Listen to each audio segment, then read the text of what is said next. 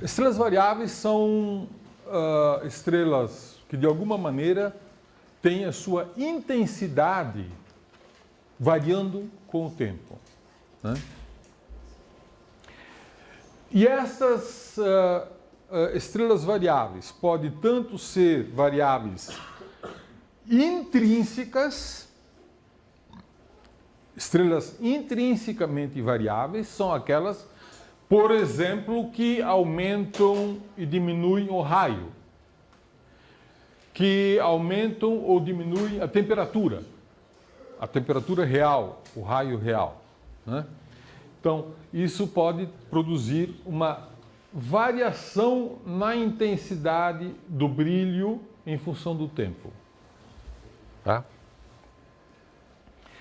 Mas elas podem também ser intrínsecas quando você tem mudanças físicas, né, na estrela, ou podem ser extrínsecas quando, por exemplo, você tem um sistema binário eclipsante, onde você tem duas estrelas com propriedades constantes, raio, temperatura constantes, uma passando na frente da outra, e você vai dizer, é uma estrela variável, porque uma eclipsou a outra.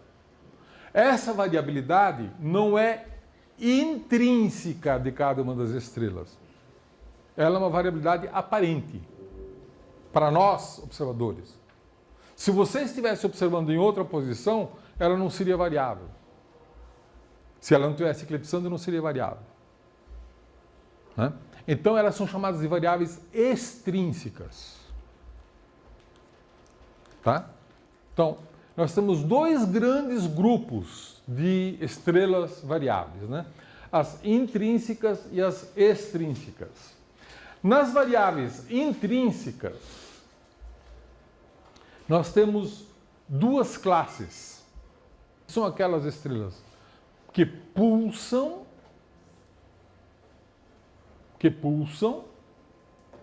como, por exemplo, neste caso aqui, uma estrela vai aumentando e diminuindo de tamanho e mudando de temperatura. Isso causa uma alteração na intensidade. São estrelas pulsantes. Ou então, você tem estrelas eruptivas. O que é uma estrela eruptiva? Uma estrela que explode. É uma maneira simples de descrever. Nem todas são realmente explosivas. Uma supernova é uma estrela variável eruptiva. Uma nova é uma variável eruptiva, né?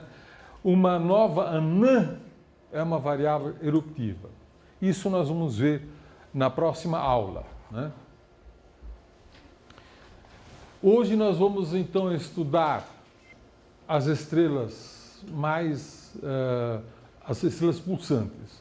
No entanto, as binárias eclipsantes nós já estudamos na aula anterior, mas existe um outro tipo de variável extrínseca que não é eclipsante, né? Por exemplo, o Sol seria uma variável extrínseca. O Sol tem manchas solares. Essas manchas solares produzem uma diminuição local, né? Suponha que o Sol tivesse apenas uma mancha e uma mancha grande. O Sol gira, tá certo? Então, à medida que o Sol gira, esta mancha grande é auto-ocultada periodicamente. Então, para um observador distante, esse observador podia dizer que o Sol é uma variável, uma estrela variável, que a intensidade do Sol diminui com o tempo. Diminui e aumenta com o tempo. Tá? Mas não é o Sol que está mudando. É simplesmente que está expondo periodicamente esta mancha e ocultando periodicamente esta mancha, né? Então, uma rotação de uma estrela pode produzir uma variabilidade extrínseca. Tá certo? Existem vários tipos de estrelas em rotação que produzem variabilidade, inclusive estrelas que têm grandes manchas. Tá? Também produzem, essas estrelas existem. Né? Bom, vamos lá então. As variáveis pulsantes, elas podem ter diversas características. E dependendo das características de uma variável pulsante, nós classificamos a estrela numa certo tipo, numa certa subclasse. Né? Por exemplo, um grupo muito importante de estrelas pulsantes são as cefeidas. As estrelas cefeidas são estrelas grandes e que pulsam com períodos longos, digo, de 10 dias, 100 dias, né? Que demora uma estrela cefeida para pulsar. Né? E uma estrela dessas, quando pulsa, ela aumenta e diminui o raio periodicamente e aumenta e diminui a temperatura periodicamente. Quando é que a temperatura é maior de uma estrela pulsante? É quando o raio é menor. Né? Um corpo que se contrai, aquece. E um corpo que se expande, esfria. A mesma coisa ocorre com uma estrela. Pergunta: quando o brilho é mais intenso? Quando o raio é maior ou quando o raio é menor? Essa pergunta já é um pouquinho mais complicada, né? Mas a resposta é que numa estrela pulsante, o brilho é mais intenso quando o raio é menor. Lembre-se, a luminosidade de uma estrela depende do raio ao quadrado, mas a luminosidade de uma estrela depende da temperatura na potência de 4. Então, é muito sensível à temperatura. Então, quando a temperatura é mais alta, mesmo o raio sendo menor, tem o máximo de brilho. Isso é uma aproximação. Nem todas as estrelas se comportam exatamente dessa maneira. Né? Muitas vezes o brilho é máximo quando, por exemplo, está se contraindo ainda na fase de contração, não quando está no estado mínimo, como eu estou sugerindo aqui. Né? As estrelas cefeidas, elas podem ser de tipo 1 ou de tipo 2. As estrelas de tipo 1 são estrelas de massa elevada e metalicidade elevada. Digamos assim, é uma geração evoluída de cefeidas. As estrelas tipo 2 são com baixa composição química, baixa massa. São estrelas antigas, né? De segunda geração, não de terceira ou quarta geração. Né? Depois nós temos as estrelas RR Lyrae, que são estrelas muito parecidas com as cefeidas e historicamente chegaram a ser confundidas com estrelas cefeidas, né? Durante bastante tempo, mas são uma classe separada. As estrelas RR Lyrae, que são cefeidas são estrelas de período mais curto do que as cefeidas e de amplitude menor do que as cefeidas, né?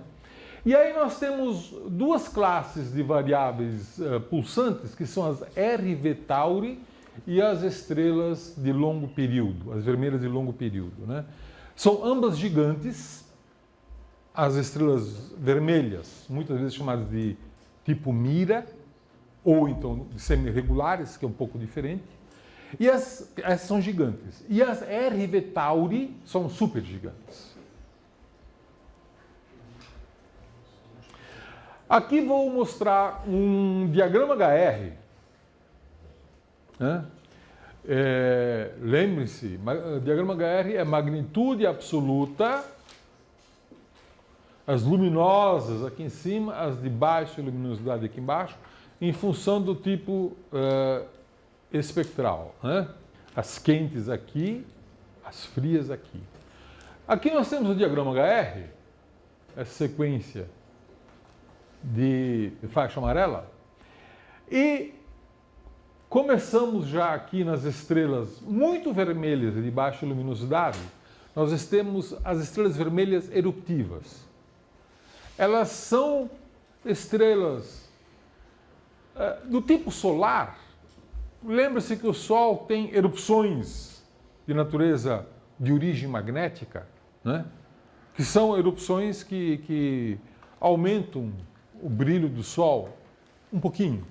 Nessas estrelas, elas são muito mais frias, têm luminosidade muito menor, e essas erupções fazem com que a aparência da estrela aumente de brilho de uma forma significativa, né?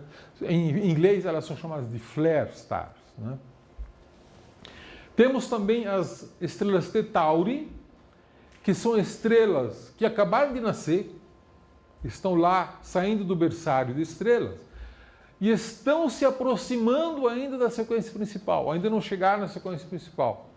Então, elas estão ainda capturando gás do ambiente, da nuvem que criou. E essa captura de gás, ela ocorre aos digamos, súbitos, né?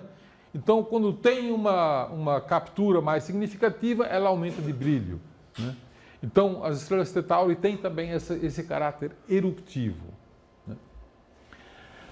E aí tem uma coisa muito interessante no diagrama HR, que existe uma faixa, que é mais ou menos esta faixa aqui, onde tem muitas estrelas variáveis. Praticamente todas as estrelas que estão nessa faixa do diagrama HR, elas são variáveis, né? E a razão se conhece hoje, a razão é que nesta faixa você tem uma grande zona de ionização parcial na estrela. Você pode ter hidrogênio parcialmente ionizado e isso faz com que aumente a instabilidade das estruturas externas da estrela e as estrelas começam a oscilar, né? E aí nós vamos ter estrelas oscilantes desde as anãs brancas oscilando, né? Aqui nós temos as estrelas Delta Scuti, na sequência, próxima sequência principal, as estrelas RR Lyrae, as cefeidas de tipo 1 e as cefeidas de tipo 2, e as estrelas vermelhas gigantes e as supergigantes, né? As RV Tauri e tal. Temos também estrelas variáveis entre as estrelas de grande massa, né? As estrelas muitas vezes chamadas de LBVs, que são variáveis azuis muito luminosas, né? Em inglês chama-se de LBVs. As estrelas de alta massa, elas são altamente variáveis, em geral, né? Porque possuem um vento muito forte, perdem muita massa, e esse é um fenômeno que aumenta, de uma certa maneira, a natureza das instabilidades das estrelas, né? Além das LBVs, temos também as Beta Cephei, que também são estrelas azuis e muito luminosas, né? Então, esse conjunto de estrelas variáveis mostra que você pode encontrar estrelas variáveis em praticamente todo o diagrama HR, né? O diagrama HR é recheado de estrelas variáveis. E em cada canto as estrelas se comportam de uma maneira diferente com relação à sua natureza de variação, à sua natureza de variabilidade, né? Porém, em alguns lugares, como por exemplo essa faixa de instabilidade, lá a variabilidade é muito mais comum. Praticamente todas as estrelas que se encontram nesta faixa do diagrama Guerre, ou elas são variáveis, ou elas podem vir a ser variáveis. Né? Eu vou descrever rapidamente uma das classes de estrelas variáveis que tem uma importância histórica muito grande. E vocês vão rever a importância dessa classe no próximo curso, né? Astronomia, uma visão geral 2, quando vocês estudarem as galáxias. Porque foram essas estrelas que permitiram permitiram provar que Andrômeda é uma galáxia. Né? Porque houve dúvidas durante muito tempo se Andrômeda seria uma galáxia ou seria uma nebulosa dentro da Via Láctea. E com essas mesmas estrelas pôde-se determinar as distâncias de muitas outras galáxias. E fazendo isso com essas estrelas cefeidas, que o Hubble conseguiu descobrir que o universo está em expansão. Foi usando as estrelas cefeidas, as estrelas variáveis. Né? Durante muito tempo se imaginou que todas as estrelas que se comportavam de uma maneira semelhante às cefeidas fossem apenas uma população. Né?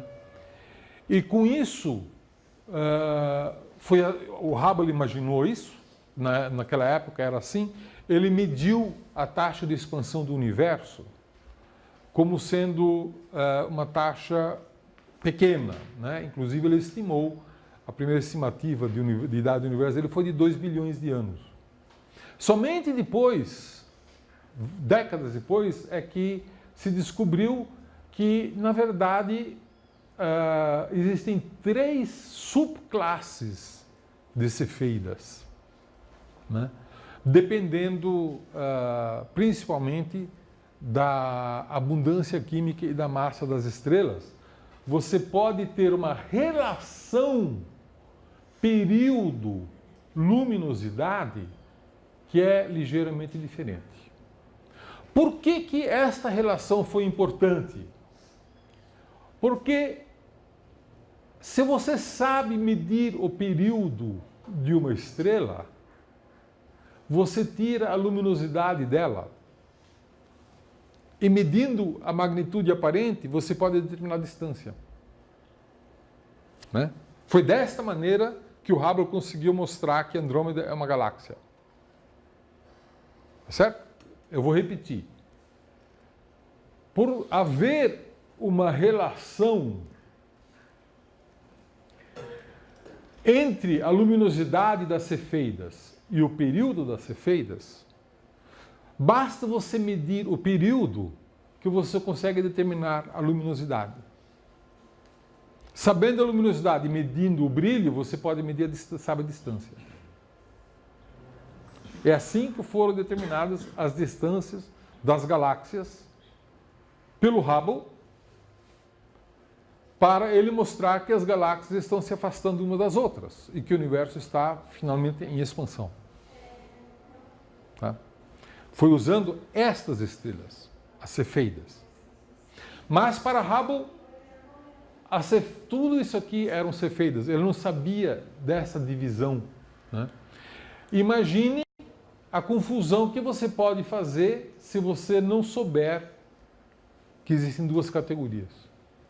Então, quando foram descobertas que as cefeidas ocorrem em 2 categorias, que hoje nós chamamos as cefeidas do tipo 1, ou as cefeidas clássicas, que são as mais luminosas, e as estrelas do tipo 2, ou as estrelas do tipo W Virginis, né? Que são as estrelas de luminosidade menor. Para o mesmo período tem luminosidade menor. Né? Então, para você medir a distância de uma galáxia com precisão, você precisa saber se a cefeida que você está usando é uma cefeida de tipo 1 ou do tipo 2. Então você tem que ter uma ideia sobre a a abundância química, que nós chamamos isso de metalicidade, né? Se ela é rica ou se é pobre em elementos químicos. Porque aí você pode medir, usar esse método com uma precisão muito melhor, né? Então é importante vocês saberem que essas estrelas cefeidas, né, elas ocorrem, na verdade, em 3 categorias, tipo 1, tipo 2, e as de curto período, que são chamadas também de estrelas RR Lyrae, que são muito comuns em aglomerados globulares, né, e muito úteis para medir a distância desse tipo de objeto. Veja, a relação luminosidade-período é uma relação calibrada aqui na Via Láctea usando paralaxes trigonométricas. Então suponha que você tem essa relação bem estabelecida. Agora você vai em Andrômeda e acha lá uma estrela que pulsa com o mesmo período que uma estrela daqui. Então você, bom, se eu conseguir medir o período, eu sei qual é a luminosidade dessa cefeida. Mas ela é muito fraca. Se ela é muito fraca, é porque ela está muito distante, né? Mas a partir da luminosidade e do brilho aparente, você pode determinar a distância, né? Lembre-se que o fluxo medido é a luminosidade da estrela dividido por 4π a distância ao quadrado. Se você tira a luminosidade da relação luminosidade-período e mede o fluxo, você determina a sua distância daquela estrela cefeida. Se ela está dentro de Andrômeda, é porque a galáxia de Andrômeda está a essa distância. Tá certo? Você poderia bancar o advogado de diabo e dizer, ah, não, mas ela é uma estrela da Via Láctea que está projetada só. Tá bom. Mas ela está a uma distância muito maior do que as distâncias da Via Láctea. E aí você mede 3, 4, 5 cefeidas de Andrômeda também e mostra que estão todas à mesma distância. 2 milhões de anos-luz. Né? Foi dessa maneira que o Hubble descobriu a distância, mediu a distância de Andrômeda e provou que Andrômeda não é uma nebulosa como Órion, da Via Láctea. Até 1922, muita gente acreditava que fosse assim. 1922. Foi em outubro de 1923 que Hubble descobriu a primeira cefeida em Andrômeda, né? E a partir daí ficou provado que Andrômeda é uma galáxia. Tá? Outubro de 1923, não faz tanto tempo assim, né? Você ia fazer uma... Quando é que foi estabelecida essa relação precisa, separando em 2 tipos? Quando foi? Essa relação foi descoberta pela Miss Leavitt no início do século XX. Tá? É uma senhora, astrônoma, fez um trabalho importantíssimo, né? Que trabalhava no Observatório de Harvard. E a partir daí já se começou a estabelecer as distâncias entre as galáxias?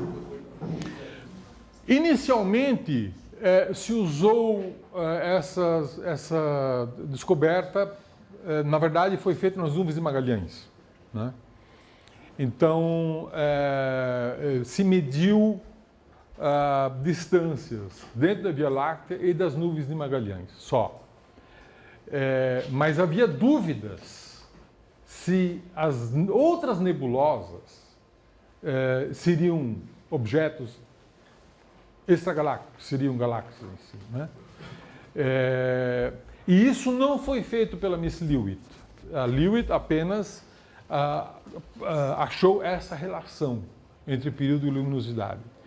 Quem mostrou, como eu já disse, quem mostrou que Andrômeda está a uma distância muito maior do que o tamanho da minha Via Láctea foi Hubble.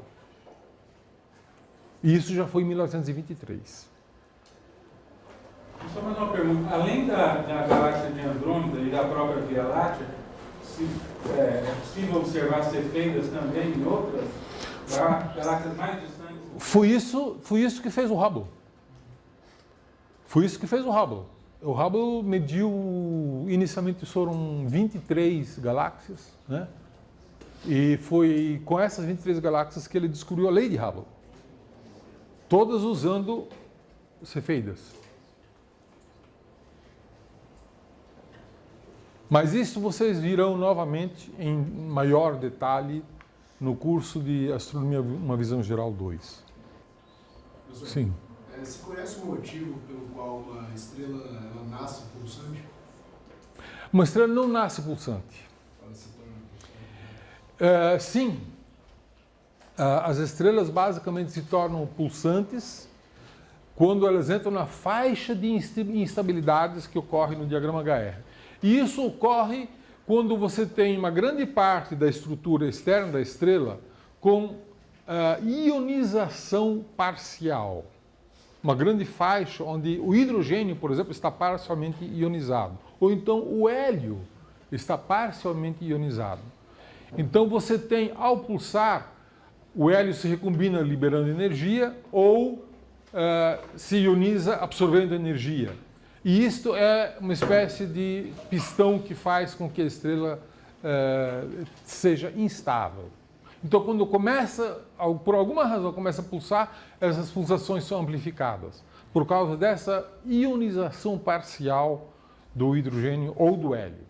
Mas não acontece com todas as estrelas. Não acontece com todas as estrelas. Ela tem que obedecer uma certa faixa de densidade e temperatura. Tá? E por isso está nessa faixa do diagrama HR. Né? Basicamente, estrelas pulsantes só ocorrem nessa faixa.